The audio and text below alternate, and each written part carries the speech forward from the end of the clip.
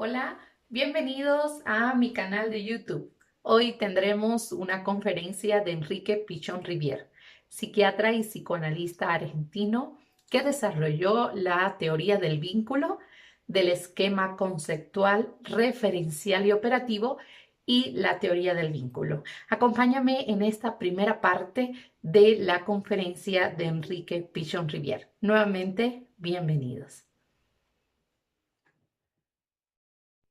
Pichón Rivière tiene en sus orígenes, y lo podemos encontrar en su biografía, algunas anécdotas muy interesantes que fueron construyendo su teoría.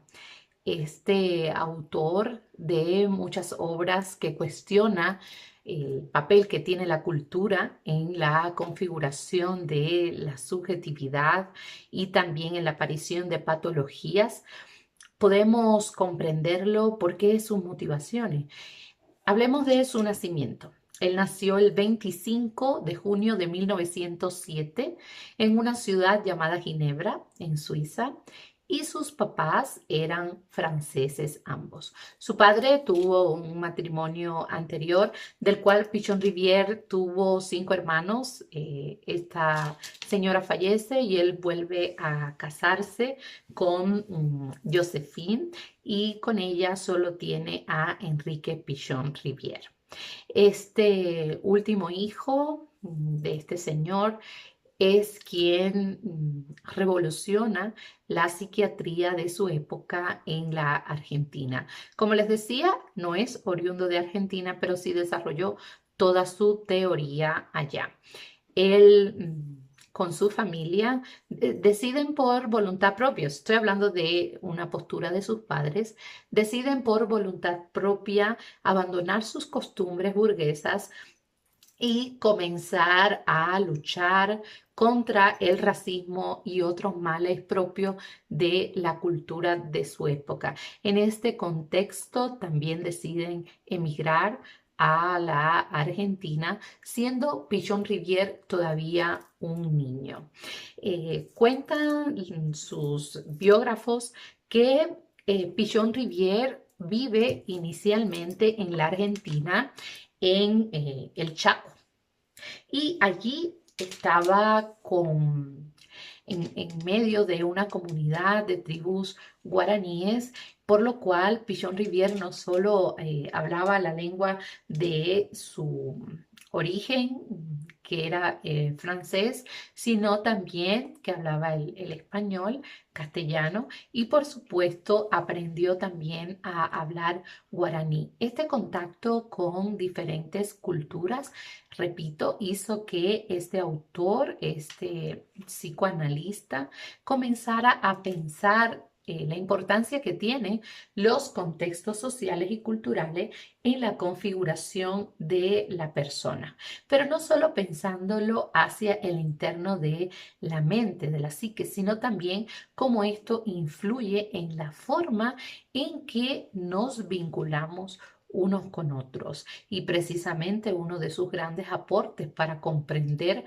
los procesos de salud y enfermedad tienen que ver precisamente con el vínculo. Y Pichon Rivière, una de las cosas que enuncia es que la persona, ni siquiera cuando vamos a hablar de las patologías mentales, la persona enferma internamente, sino que la persona enferma en sus vínculos. Una vez allí en Corrientes, que fue la segunda ciudad que habita en la Argentina debido a que fracasó el negocio de la tierra de su padre, Pichon Rivière comienza sus estudios secundarios en una ciudad que se llama Goya, en Argentina mismo, y allí funda posteriormente el Partido Socialista de Goya. En el año 1924 comienza a estudiar medicina en Rosario, y esta carrera la completó en Buenos Aires en 1936. Estudió un poco también de antropología, o sea, tenía mucho interés en ver cómo la cultura, los contextos sociales influían en los individuos, pero finalmente se decidió por estudiar psicoanálisis y psiquiatría. Antes de completar sus estudios, estudió como, o sea, trabajó como psiquiatra en el asilo de Torres, en un sanatorio. También allí ejerció como periodista por 2 años. Fue jefe interino del Hospital Interdisciplinario Psicoasistencial, que luego toma otro lugar dentro del centro de salud. Ahí permanece por 6 años. Tuvo la oportunidad de trabajar con una psicoanalista, Arminda Averasturi, y con un embriólogo años posteriores. Después se casa con ella y este prestigioso psiquiatra, psicoanalista, se convierte en uno de los fundadores de la Asociación Psicoanalítica de Argentina. 9 años más tarde, crea la Escuela Privada de Psicología Social. Fue la primera escuela de psicología social en la Argentina. Eh, Tiene otro evento trágico en su historia. Su esposa Arminda se quita la vida en 1972 y Pichon Rivière comienza años después una relación con una colaboradora de nombre Ana y apellido Pampliega. Este gran hombre de la psicología con grandes aportes y con un pensamiento muy avanzado para su época, ya que hizo incluso intentos de crear una psiquiatría, un instituto de psiquiatría social, lo cual no fue aceptado en su época y por tanto toma el camino de la psicología, porque hacer un planteamiento desde la psicología social tuvo mayor acogida entre el gremio de psicólogos, lo cual no sucedió entre el gremio de psiquiatras cuando intentó crear este Instituto de Psiquiatría Social.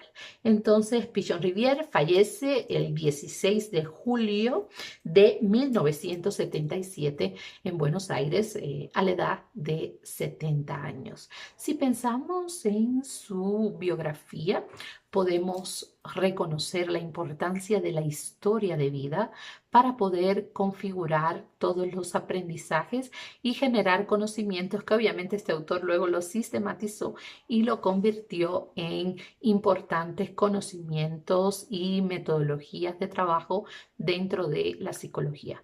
Para la psicología de los grupos es un autor muy importante porque desarrolló su teoría de las relaciones vinculares, también el ECRO, que es lo que inicialmente les decía, esquema conceptual, referencial y operativo, que finalmente es lo que pone en práctica en una técnica que desarrolla para trabajar con grupos, a la cual le llamó grupo operativo.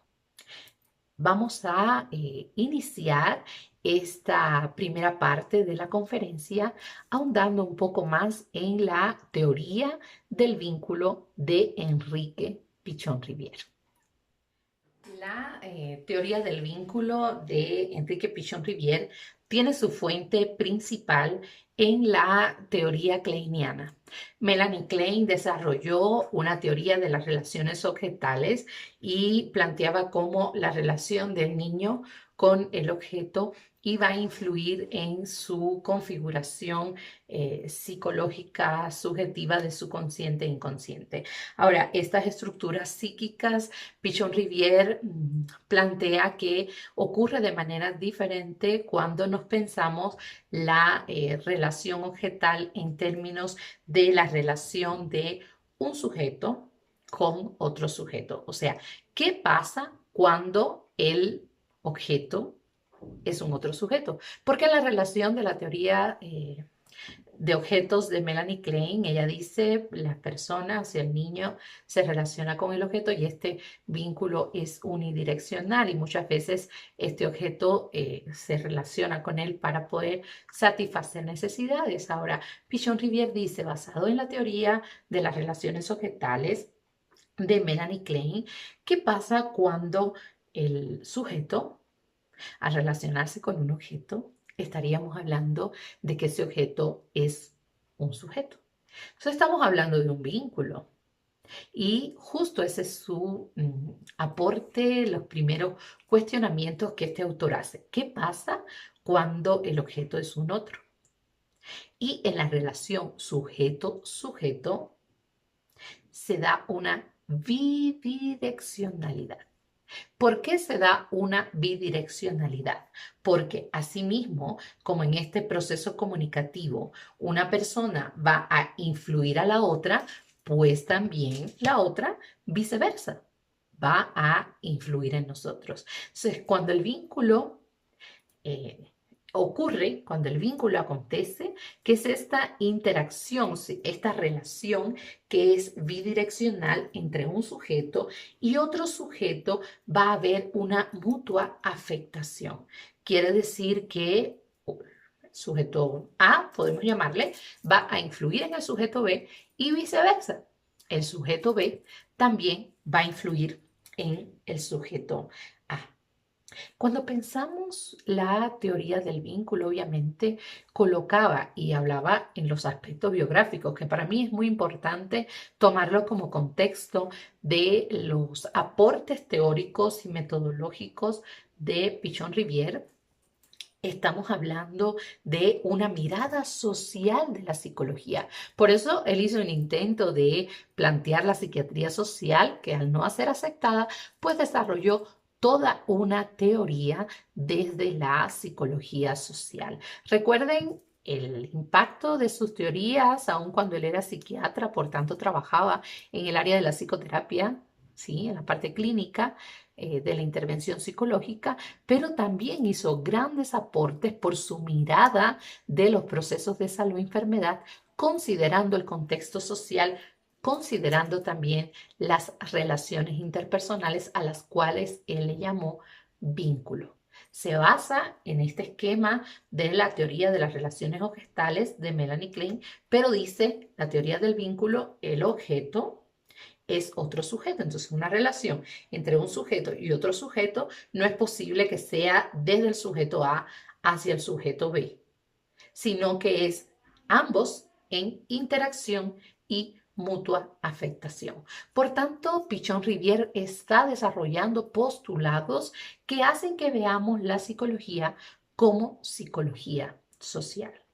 Ahora, esto no es nuevo, porque Freud, que en su teoría tiene una mirada muy hacia el interno del sujeto. Recordemos un texto muy importante dentro de las obras completas de Freud, que es el libro Psicología de las masas y análisis del yo. Yo les quiero compartir un párrafo que sustenta esta idea de que toda la psicología es social. En el primer párrafo, fíjense, primer párrafo del capítulo introductorio a la psicología de las masas y análisis del yo de Sigmund Freud, él dice, la oposición entre psicología individual y psicología social o de las masas, como él le llamó, que a primera vista quizás nos parece muy sustancial, pierde buena parte de su nitidez si se la considera más a fondo. Es verdad que la psicología individual se ciñe al ser humano singular y estudia los caminos por los cuales busca alcanzar la satisfacción de sus mociones pulsionales. Él está haciendo un énfasis en cómo la psicología individual tiene una mirada singular del individuo, ¿verdad? Pero solo rara vez, y vean qué interesante lo que está diciendo el padre de la psicología, solo rara vez, bajo determinadas condiciones de excepción, o sea, excepcionales, puede prescindir de los vínculos de este individuo con otros individuos. Entonces Freud está diciendo, o sea, en casos excepcionales, en aspectos específicos, nosotros podemos hacer la mirada solo centrada en lo singular del sujeto.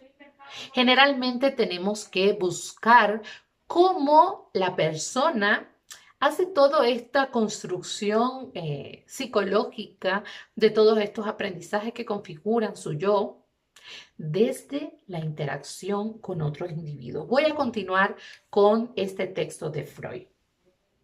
En la vida anímica del individuo, el otro cuenta con total regularidad, Y Freud nos está diciendo, puede aparecer la figura del otro como modelo, objeto, auxiliar o como enemigo. Y por eso, y vamos a una conclusión muy importante, por eso, desde el comienzo mismo, la psicología individual es simultáneamente psicología social en este sentido más lato, pero enteramente legítimo. Repito, desde el comienzo mismo, la psicología individual es simultáneamente psicología social. Y eso nos está diciendo Freud. Por eso es que Pichon Rivière, pensando en su maestro también, su formación psicoanalítica, está obviamente incluyendo esta mirada de los vínculos con otros individuos y además esto acontece en un contexto, en una cultura que hace que las personas se construyan y operen de manera diferente. Recordemos su raíz en Suiza, sus primeros años de vida en una comunidad guaraní, luego en una ciudad más pequeña, en Goya, y finalmente en Buenos Aires. Y todos estos procesos de experiencias culturales diferentes hacen también a Pichon Rivière tomar la cultura como un elemento importante que nos permite entender los vínculos humanos, pero también las patologías. En el campo de la intervención del psicoanálisis, como hemos visto, más la mirada es hacia la forma como el sujeto satisface sus pulsiones sexuales.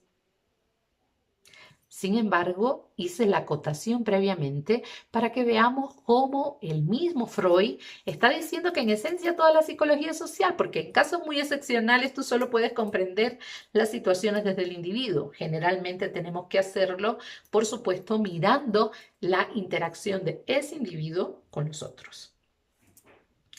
En el campo de los planteamientos de Pichon Rivière y su psicología social, como se le conoce, psicología social pichoniana, él está diciendo nos interesa las relaciones del sujeto con otro sujeto, nos interesa el vínculo. Y en este caso, este otro, y recuerden que su base psicoanalítica, este otro que puede funcionar como un modelo, o sea, como un ideal.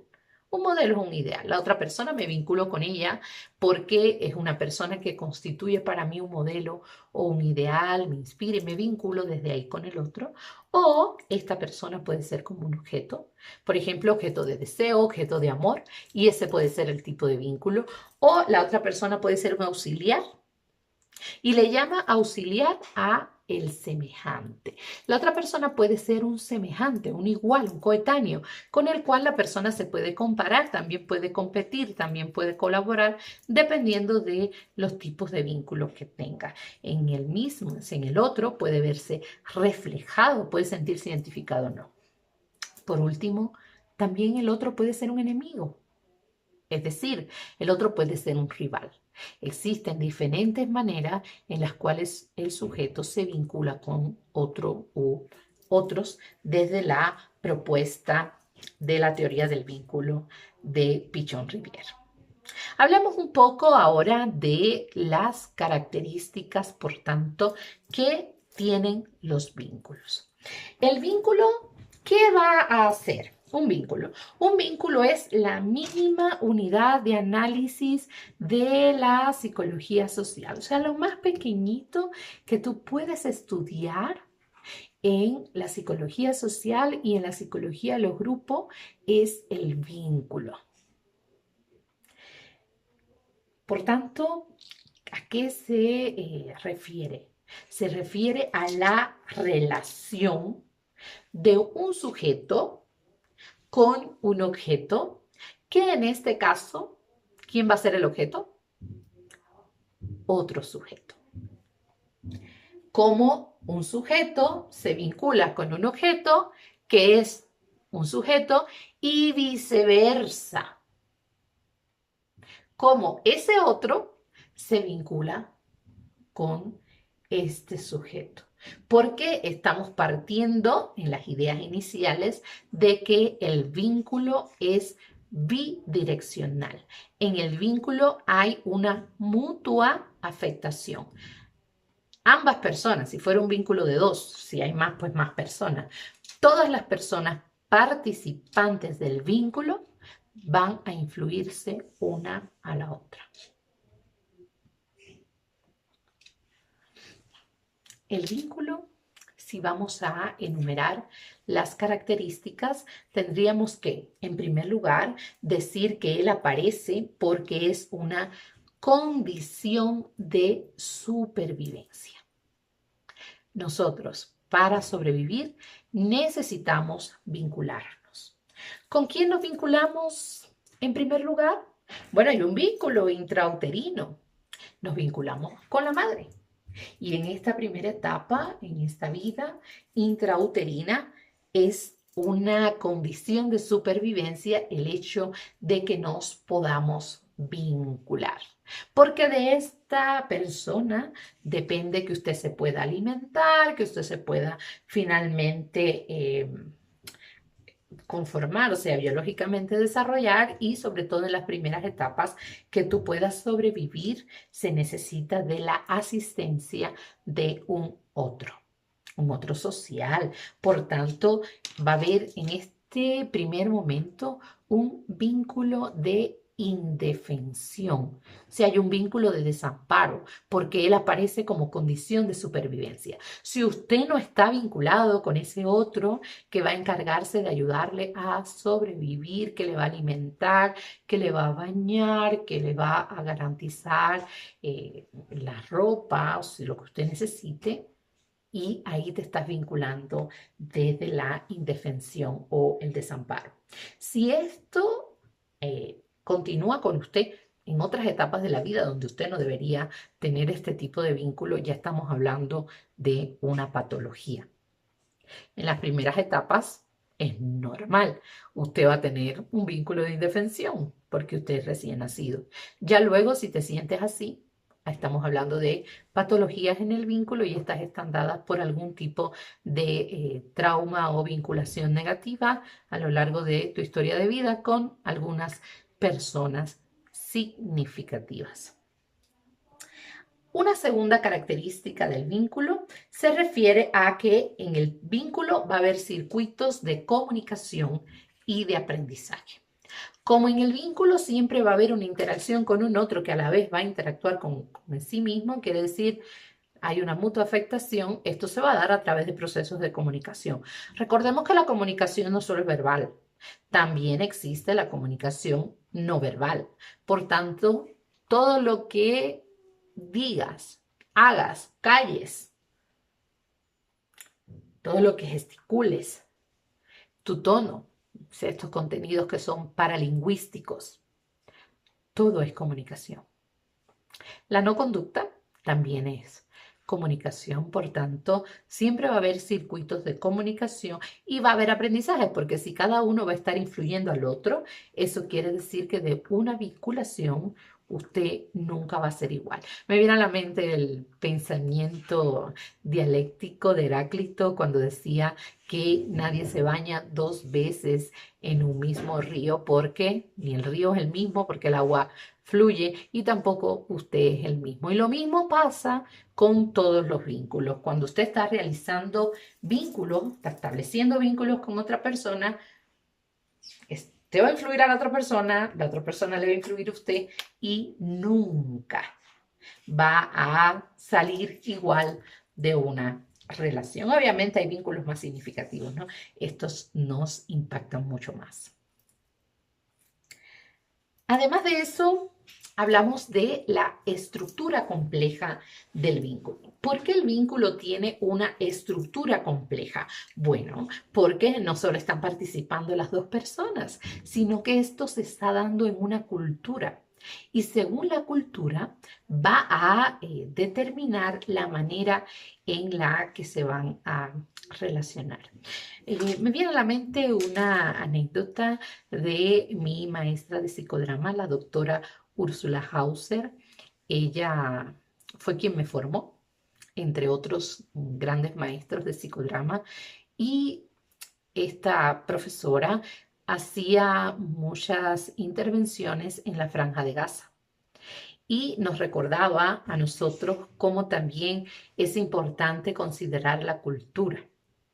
Porque, por ejemplo, cuando iban a realizar escenas en las cuales la persona tenía que, junto con un otro, hacer como que se tomaban de la mano, pero en esa cultura, si no son pareja, no se pueden tocar. En ese caso, utilizaban alguna especie de lápiz o madera, algún palito, algo, en el cual cada uno tomaba por su lado este palito y hacían como si se estuvieran vinculando, pero teniendo en cuenta el contexto de la cultura que indicaba que como no eran pareja no se podían topar. Entonces, esto como ejemplo, un ejemplo de una escena de psicodrama, pero que nos dice a nosotros siempre la manera en la que nos vamos a vincular va a tener que ver con la cultura, con el contexto en el cual acontece esta relación. Entonces va a ser compleja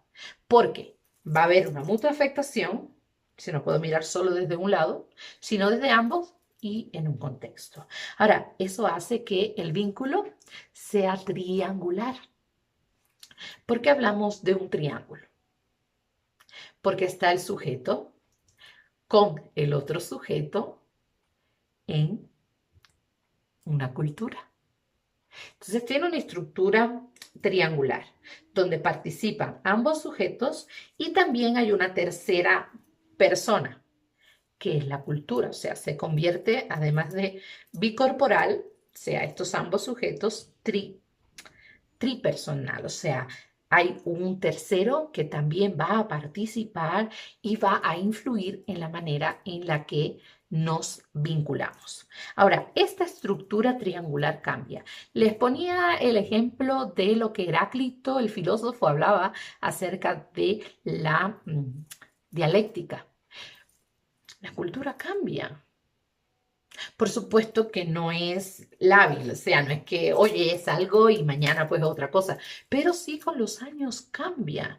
Pensemos no solo en aspectos que tienen que ver con la imagen, sino también con vocablos nuevos que surgen, con normas que se van transformando. Pensemos, por ejemplo, en luchas interesantes que han hecho que las mujeres accedan, y quiero hablar de estas luchas de género, que accedan al trabajo, que accedan a cargos públicos, que accedan a la universidad. Esto podría ser un ejemplo de cómo la cultura cambia también, ¿sí? Entonces, la cultura cambia y nosotros los que participamos en el vínculo, también. Entonces, esta estructura triangular cambia porque los elementos en juego, o sea, los sujetos que se están relacionando, vinculando, y la cultura, que es el tercero, cambian.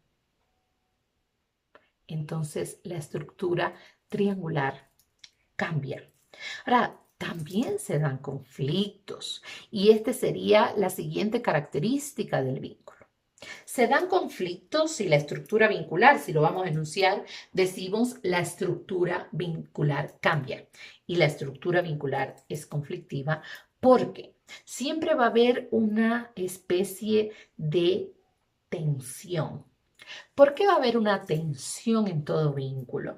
Precisamente porque se da una especie de rivalidad imaginaria. Como hay una mutua afectación, se van a dar procesos inconscientes en la persona que va a experimentar ciertos procesos de resistencia al cambio. Si hay una relación, ambos sujetos se van a influir, ambos sujetos van a afectarse mutuamente, ambos sujetos van a salir cambiados, pues se da una rivalidad imaginaria. Bueno, no es imaginaria cuando hay un conflicto evidente, explícito, ¿verdad? Pero aun cuando no haya eso, intrínsecamente la persona experimenta cierta resistencia y esto tiene que ver con dos supuestos básicos de los que habla Pichon Rivière. Él dice, las personas experimentan dos miedos o ansiedades básicas. Miedo al ataque, miedo a la pérdida. Miedo al ataque, miedo a la pérdida. ¿Cuál es el ataque? La otra persona tiene una historia, un aprendizaje, tiene interiorizado, internalizado determinados patrones vinculares y me va a influir a mí. Yo, en cambio, tengo otra historia con otros patrones vinculares internalizados, que obviamente también le voy a influir a ella o a él.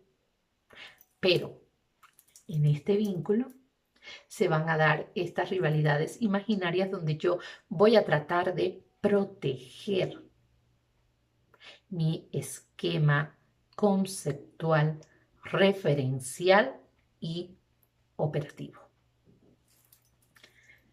Voy a explicar un poquitito más antes de entrar en las patologías del vínculo. Voy a hablarles un poquito de este ECRO, ¿sí? Este esquema conceptual, referencial y operativo. ¿Qué quiere decir el esquema conceptual, referencial y operativo? O sea, todas las personas vamos a tener determinados aprendizajes que van a constituirse como un conjunto articulado de conocimientos. Este conjunto articulado de conocimientos es el esquema. Es un esquema conceptual porque va a estar avalado por mis propias experiencias y también conocimientos que a veces adquirimos desde lo que las comunidades científicas generan y la propia cultura. Entonces, este esquema va a ser conceptual, o sea, va a tener conceptos, conocimientos estructurados, pero que van a servir como una referencia. O sea, yo la realidad sobre la cual opero va a ser el contexto que ha ido incorporando en mí estos aprendizajes y que hacen que mi esquema de conceptos sea mi referente. O sea, este esquema conceptual, ¿por qué es referencial? Porque van a darme a mí un contexto, una mirada, una percepción de la realidad. Por tanto, va a ser acorde a mis experiencias personales. Por tanto, nos falta la obra. Es un ECRO. Si vamos a encontrar las siglas de esta teoría, se llama ECRO, E-C-R-O, esquema conceptual, referencial y operativo. ¿Por qué es operativo? Porque yo voy a influir desde mi conducta para intentar modificar al otro con el cual me vinculo y a mi entorno sobre el cual también yo actúo. Voy a actuar sobre la realidad, voy a operar sobre la realidad en función de mi esquema conceptual, referencial y operativo. ¿Quién tiene un ECRO? Todos. Todos tenemos, producto de la manera en la que nosotros hemos vivido nuestra vida, todos hemos conformado ciertos aprendizajes que constituyen nuestro esquema conceptual, referencial y operativo. Esto quiere decir que nosotros vamos a relacionarnos también con un sujeto que también tiene un esquema conceptual, referencial y operativo. Y hay 5 principios de este ECRO de Pichon-Rivière. En primer lugar, nos dice que todos tenemos la sociedad adentro. Todos tenemos la sociedad adentro. Si nosotros veíamos desde el primer encuentro que la persona en su proceso de socialización en el grupo y el grupo participa como mediador en la relación entre el individuo y la sociedad, el individuo se configura por intermediación del grupo, ¿verdad? Eso quiere decir que nosotros incorporamos la sociedad Bueno, esto es como metafórico, pero incorporamos los aprendizajes, el lenguaje, la cultura en sentido general, normas, valores, tradiciones, a través de la pertenencia al grupo. Entonces, el esquema conceptual, referencial y operativo nos dice que todos tenemos la sociedad dentro, porque en tu esquema conceptual, referencial, operativo, o sea, tu ECRO, tú vas a tener el lenguaje, valores, normas morales, tradiciones, costumbres, actitudes ante fenómenos que tienen que ver con tu contexto social y cultural, ese en el que tú te socializaste a partir de la pertenencia a tus grupos. Entonces, el esquema conceptual referencial operativo nos indica que todos tenemos la sociedad dentro. Es una metáfora, obviamente, pero muy cierta y real. El segundo principio es que a mayor inconsciente va a haber mayor operatividad. ¿Por qué a mayor inconsciente hay mayor operatividad? Porque cuando el inconsciente se expresa es ahí donde la técnica de los grupos operativos, que no vamos a trabajar hoy, lo vamos a ver en la parte 2 de la conferencia la próxima semana, pero ahí va a ser operativa la posibilidad de que el inconsciente sea abordado, porque cuando se utiliza la técnica del grupo operativo se busca hacer manifiesto lo latente, o sea, hacer consciente lo inconsciente. Por tanto, si hay un mayor inconsciente, pues el grupo puede ser más operativo, porque ahí podemos trabajar mucho más para hacer estos contenidos conscientes. El tercer principio quiere decir, y como lo explica Pichon-Rivière, que detrás, escuchen bien, detrás de todo contenido manifiesto hay encubierto un contenido latente.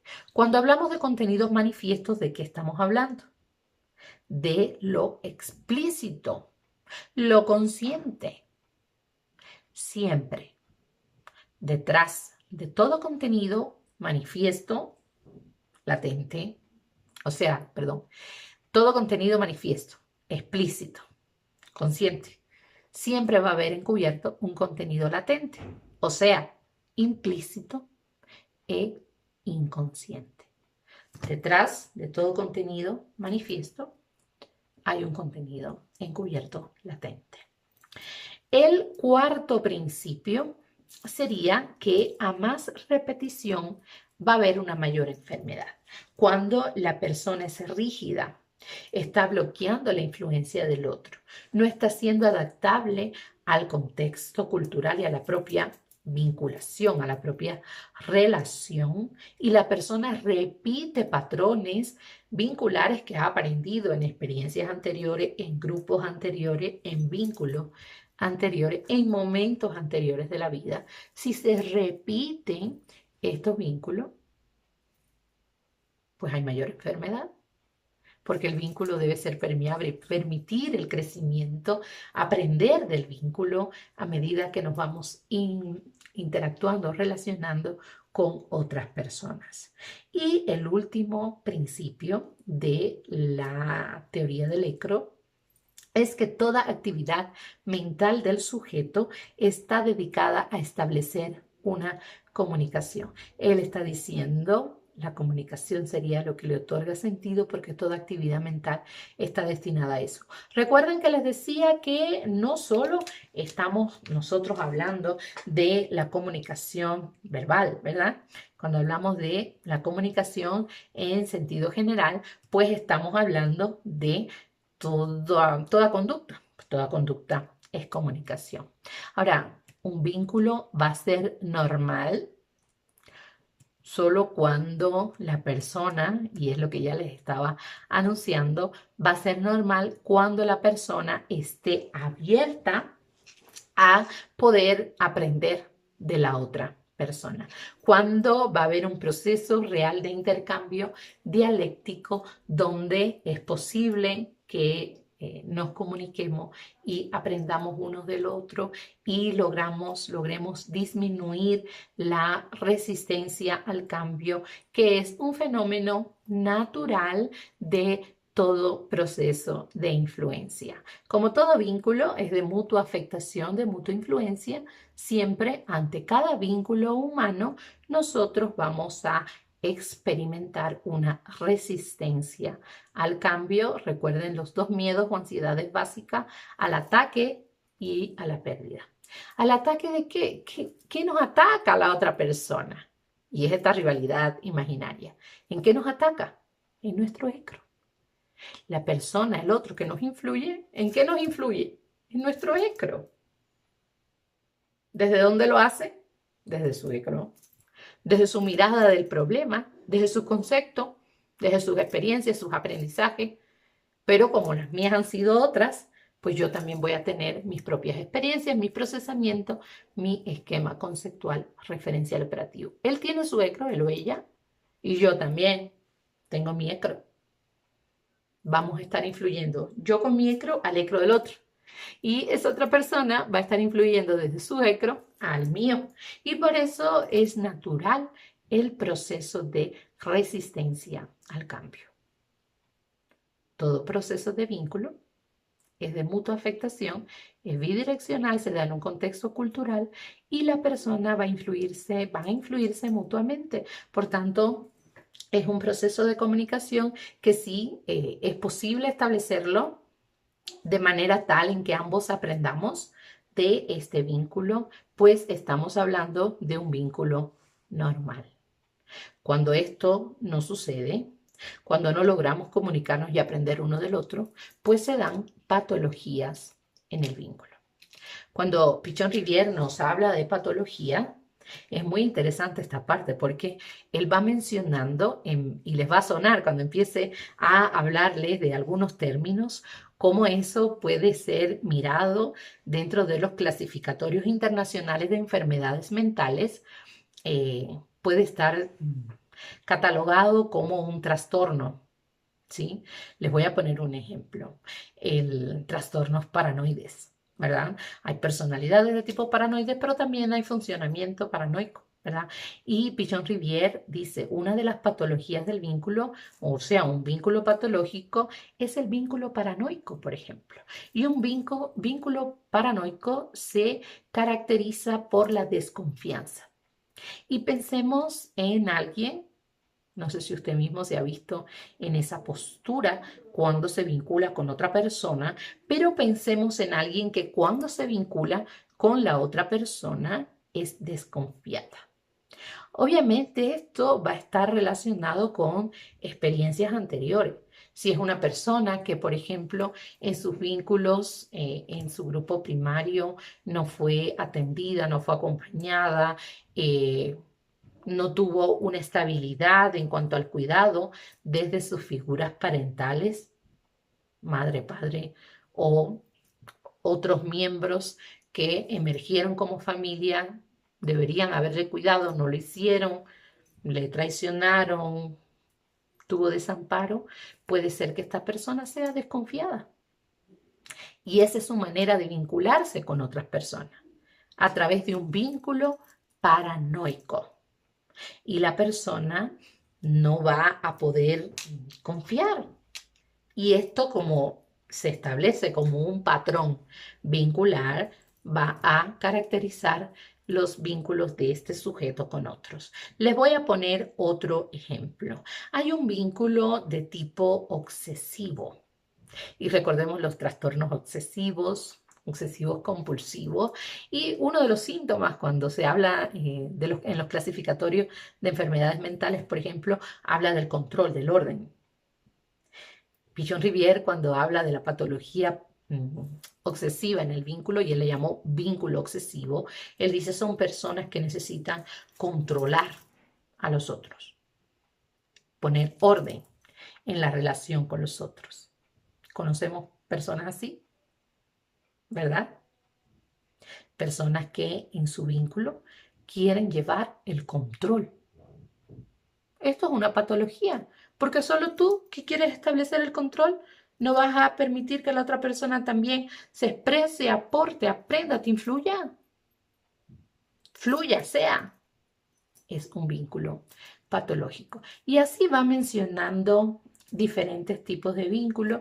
Por ejemplo, está el vínculo depresivo, que se caracteriza porque las personas, por ejemplo, suelen asumir las culpas en las relaciones, aun cuando no debería asumir esta responsabilidad. La persona tiene una tendencia a sentirse culpable y por tanto intentar expiar estas conductas propias que él está sintiendo que son negativas y que le están causando daños al otro y que por su culpa están pasando ciertas cosas, y entonces todo el tiempo está tratando de ganar como ese perdón de la otra persona. Existen asimismo vínculos, por ejemplo, hipocondriaco, que es el sujeto que establece el vínculo con otro desde su cuerpo, ya sea hablando desde lo salutogénico o desde la queja, pero se vincula desde el cuerpo. Existe también, por ejemplo, un tipo de vínculo que es epiléptico, le llama Pichon-Rivière, y se caracteriza por tener impulsos destructivos hacia la otra persona. Existe, por ejemplo, un vínculo regresivo, el cual Pichon-Rivière explica que se caracteriza por una negación del sí mismo, por un proceso de despersonalización, por no aceptación, y que este tipo de vínculo regresivo generalmente se da en cuadros psicóticos de funcionamiento mental en el cual la persona pierde contacto consigo mismo y con la realidad. Así fue llamando Pichon-Rivière a cada una de las patologías en el vínculo. Por tanto, en su cuadro, sí, él hace un cuadro donde explica la relación esta de los vínculos, no solo con la otra persona. Si estamos hablando en el aquí y el ahora, del vínculo de un sujeto con otro sujeto, estamos diciendo que este es un vínculo externo, porque es de esta persona con otra, aquí ahora, en el momento, en el presente. Pero cuando les estaba mencionando de las experiencias de vida anterior, en el cual tú puedes haber sufrido ciertos eventos, ciertos acontecimientos que estructuran un patrón vincular en el cual tú tienes patologías y puedes, por ejemplo, vincularte de manera obsesiva con otra persona, Pichon-Rivière dice, ese vínculo ya es interno. Porque tú lo has aprendido, lo has incorporado a tu ECRO y tú generalmente vas a tener una tendencia a vincularte con las otras personas de esta manera. Entonces se da una relación entre el vínculo externo, que es el que te puedes tener aquí ahora con una otra persona, y el vínculo interno, que constituyen todas tus experiencias y aprendizajes que han quedado en este esquema mental, ¿verdad? Este esquema conceptual, referencial y operativo, y que va a influir en cómo tú en el aquí y el ahora te quieres vincular de manera externa con el otro. Entonces, esta relación entre vínculo externo e interno, ¿qué es lo que le interesa a esta psicología social de Pichon-Rivière, que aporta a la psicología de los grupos? Le interesa cómo el sujeto introyecta estos vínculos externos. Porque el vínculo interno primero fue vínculo externo, ¿verdad? Primero fue vínculo con otra persona afuera y tú lo introyectaste y vino a formar parte de tu esquema conceptual, referencial y operativo. Entonces, el vínculo externo es el vínculo en el aquí y el ahora con otro sujeto. Y el vínculo interno es todos estos patrones vinculares que nosotros tenemos estructurado porque hemos introyectado todos los vínculos externos. ¿Cuáles son los que se quedan de manera más estable en nuestra mente? Pues aquellos que han sido significativos, a veces son reiterativos, o sea, usted tiene una misma experiencia vincular más de una ocasión, usted sufre varias traiciones, puede que usted desarrolle una patología del vínculo en las relaciones de pareja, por ejemplo, y usted de pronto sea paranoico, establece vínculos paranoicos y eres muy desconfiado. Y tiene que ver con la introyección de vínculos externos. Entonces le interesa cómo el sujeto introyecta un vínculo externo y se convierte en un vínculo interno. En cambio, el psicoanálisis busca cómo la persona esto que ha aprendido lo proyecta. La teoría de Pichon-Rivière lo que le interesa no es la proyección, le interesa la introyección, donde los vínculos externos van a configurarse como vínculos internos. Entonces, cada vínculo va a tener una significación particular para cada individuo, porque forma parte de tu historia. Y tu historia es única e irrepetible en tanto tú has ido asumiéndola, procesándola, incorporándola y construyendo tu ecro. Obviamente, recuerden, es una mirada social de la psicología, por tanto la persona se configura, el sujeto, su psiquis se configura y su yo a partir del vínculo con otras personas, pero luego tú lo vas a introyectar y forma parte de tu ecro y tu ecro es único, tuyo. Cada vínculo tiene una significación particular para cada individuo. También el vínculo va a tener una estructura interna, por lo que ya les estaba comentando, porque el vínculo externo se introyecta y va a formar parte de tus aprendizajes, de tu ecro, va a formar parte de tus patrones vinculares, va a formar parte de tus vínculos internos. Estos vínculos tenemos que hacer una mirada desde lo sociodinámico, o sea, desde las interacciones del sujeto con otros en sus contextos de grupo. También cuando Pichon-Rivière habla de el vínculo transferencial, porque recuerden, es psicoanalista, entonces él habla de las transferencias, pero él dice, la transferencia es un vínculo transferencial, donde usted deposita sobre otro sujeto un objeto interno. El objeto, ¿qué es? Un otro, un sujeto, un vínculo. Entonces tú depositas en alguien, tú transfieres, y por eso el vínculo transferencial, tú transfieres en otro sujeto un vínculo interno, un objeto interno. Y eso le llama vínculo transferencial. También él habla del vínculo con la madre, porque es importante la madre en el psicoanálisis, en la vida, ¿no? Pero él habla del vínculo intrauterino, que es el vínculo del hijo o hija con la madre. Si este vínculo fue de cuidado, de amparo, pues eso seguramente potenciará vínculos normales, sanos en el futuro, pero si este vínculo y hubo trauma, estrés durante el embarazo, pues eso también va a tener repercusiones y patologías en los vínculos. Pichon-Rivière dice también, los vínculos externos e internos están en una espiral dialéctica. ¿Por qué dice que están en una espiral dialéctica? Porque ellos van a estarse influyendo, o sea, tanto el vínculo externo influye a estos aprendizajes previos, estos vínculos internos, y también estos vínculos internos, pues tú los vas a expresar en tus vínculos externos en el aquí y el ahora, y se va a dar una dialéctica en la cual también la otra persona tiene vínculos internos y se está vinculando de manera externa contigo. Entonces, hay un proceso de mutua afectación, una espiral que es dialéctica y en la base sabemos que cada uno de los sujetos experimenta resistencia al cambio porque es de mutua influencia el vínculo. Y cada quien tiene sus propias experiencias, sus propios aprendizajes, sus propios esquemas conceptuales, referenciales y operativos. También, ¿qué sería a lo que Pichon-Rivière le llama inconsciente? Bueno, el inconsciente es la historia de vínculos acumulados del sujeto. Hasta aquí hemos visto ideas muy interesantes que nos ubican la importancia que tiene la psicología social para la comprensión de la psique humana y también cómo ella se conforma desde el vínculo entre sujetos que es de mutua afectación y que se da con la presencia de un tercero que es la cultura. Esto va a hacer que la persona establezca en sus aprendizajes, a lo cual Pichon-Rivière le llamó ecro. La persona va a imprimirle un carácter único, especial a cada uno de sus aprendizajes y vínculos. Espero que les haya resultado muy interesante esta teoría del vínculo y del esquema conceptual referencial y operativo ECRO de Enrique Pichon-Rivière.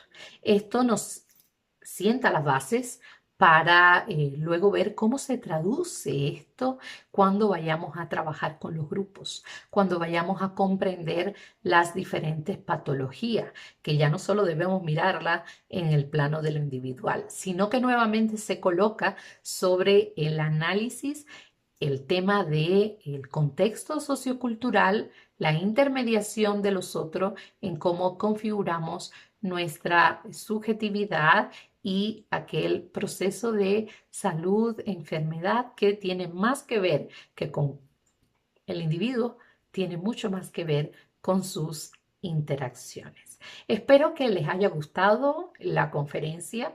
La próxima semana tendremos la segunda parte de este autor y vamos a revisar la técnica de grupos operativos, cómo se trabaja, cómo se estructura, de qué roles habla Pichon Rivière, pero seguramente va a resultarles tan interesante como esta. Les espero la próxima semana en la segunda parte de esta conferencia de Enrique Pichon Rivière. Hay un texto que vamos a comenzar a estudiar que es el de Teoría del vínculo. Un libro pequeño, pero tiene bien explicado de parte del propio Pichon Rivière toda su teoría que les he compartido hoy. Hasta entonces nos vemos, espero que pasen muy bien. Cuídense, no olviden suscribirse al canal, activen las notificaciones para que les lleguen los nuevos videos cada semana y espero de esta manera estarles aportando a su preparación y formación profesional. Hasta entonces, chao.